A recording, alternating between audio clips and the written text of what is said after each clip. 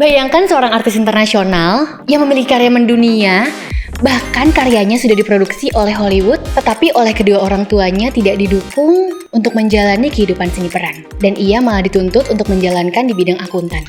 John Travolta. Apakah kamu pernah merasakan hal tersebut?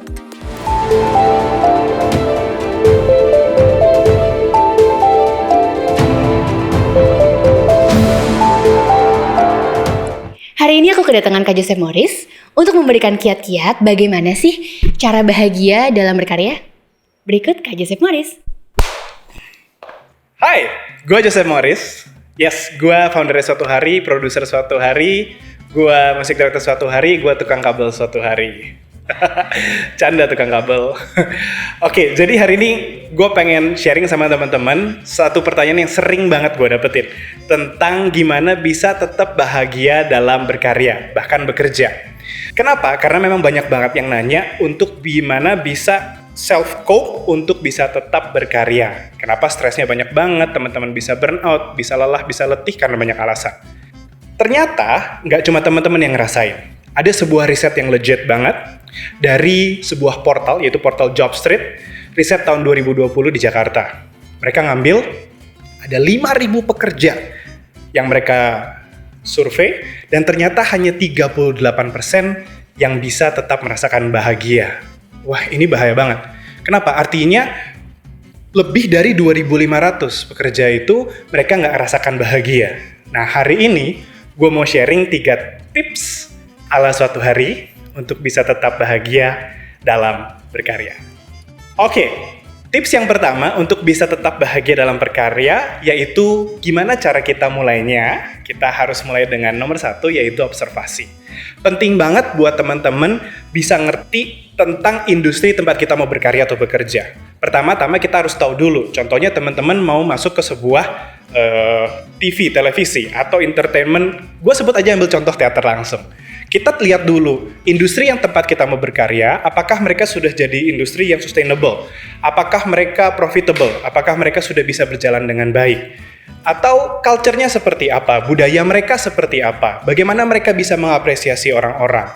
Atau bicara tentang bagaimana mereka bekerja di setiap perusahaan-perusahaan yang tempat teman-teman mau berkarya atau organisasinya.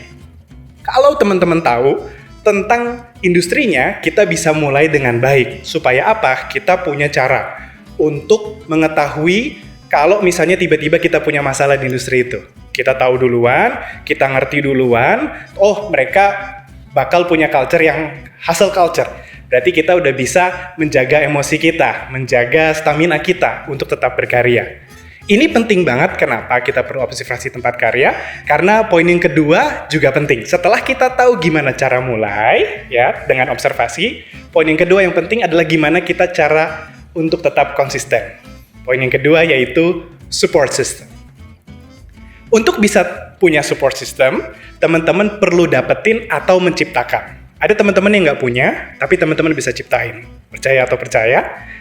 Kita bisa ciptain support system kita sendiri. Support system itu bukan cuma sekedar tentang teman-teman atau kerabat. Support system, gue kasih 3 poin. Yang pertama, finansial. Kenapa finansial jadi support system yang penting? Kenapa? Kalau contohnya kita masuk ke sebuah industri yang belum profitable. Artinya, mungkin di industrinya kita masih fokus untuk berkarya. Masih belum bisa mencukupi kehidupan sehari-hari kita. Artinya, kita punya support finansial yang perlu kita miliki. Yang kedua, support sosial. Support sosial itu bukan komunitas dulu, sabar. Kita mulai dari keluarga. Kalau teman-teman nggak punya keluarga yang mendukung, contohnya kayak John Travolta tadi ya.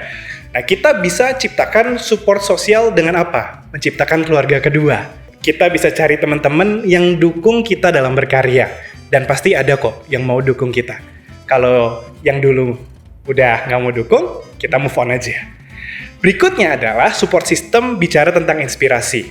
Artinya apa? Saat kita ingin tetap konsisten berkarya, teman-teman perlu supaya nggak letih untuk nyari inspirasi dalam berkarya di hari esok, bulan depan, bahkan tahun depan. Artinya teman-teman perlu punya inspirasi. Bisa teman-teman dari channel YouTube, bisa dari komunitas, bisa dari orang-orang sekitar kita yang berkarya seperti kita. Bicara tentang mempertahankan, kalau kita sudah bisa mempertahankan untuk tetap berkarya. Kita nggak mau boring toh, kita pengen ekspansi. Poin yang ketiga penting, kita perlu punya mentor. Contohnya, beberapa perusahaan atau beberapa teman-teman kita yang sudah bisa berhasil. Kadang-kadang mereka sulit untuk tetap bertahan di atas. Kita perlu punya mentor untuk bisa tetap bertahan di atas dan bahkan bisa berkarya lebih lagi. Jangan pernah mau settling down for less. Jangan pernah mau untuk menetap di bawah. Kita mau terbang terus ke atas dan meningkat. Mentor yang kita perlu nggak cuma sekedar guru. Saya tahu kata mentor artinya mesti punya pengajar, betul. Kita juga perlu komunitas. Komunitas itu bisa jadi mentor yang baik. Makanya ada beberapa teman-teman yang belum ngerti untuk bekerja di sebuah industri, teman-teman masuk jadi magang di sebuah perusahaan. Kadang-kadang memang returnnya bukan selalu dalam bentuk finansial, tapi bisa dalam ilmu. Kenapa? Karena saat kita punya mentor itu, kita ngerti dunianya, kita ngerti industrinya. Dan akhirnya komunitas itu ngajarin kita untuk bisa cope up with the industry yang kita akan masukin. Berikutnya ya pasti guru. Guru itu bisa macam-macam, ya. Nggak selalu guru itu orang yang di atas. Ada juga orang yang di sekitar, teman-teman sekitar, dan bahkan ada orang yang umurnya mungkin di bawah kita, yang lebih berhasil dari kita di industri yang kita mau tempat berkarya. Berikutnya yang paling penting adalah rival. Wah, rival ini juga jadi mentor yang baik. Saat kita punya rival, kita bisa untuk tetap membuka cakrawala, untuk tahu bahwa saat kita sudah jadi langit tertinggi, ternyata ada langit yang lebih tinggi.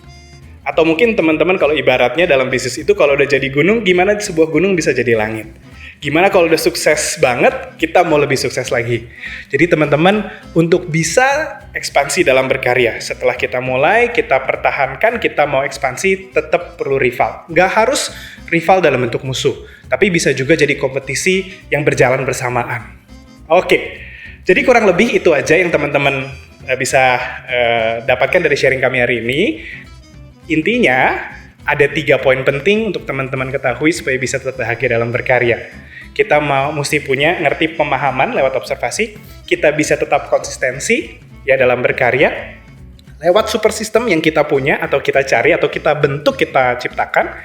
Dan terakhir adalah mentor, supaya karya kita bisa terus ekspansi, bisa bikin lebih bagus lagi, bisa mencapai lebih banyak orang. Saat kita miliki ketiganya dan kita berkarya terus, punya awal yang baik, konsistensi yang baik, dan ekspansi yang baik, Indonesia akan lebih baik suatu hari.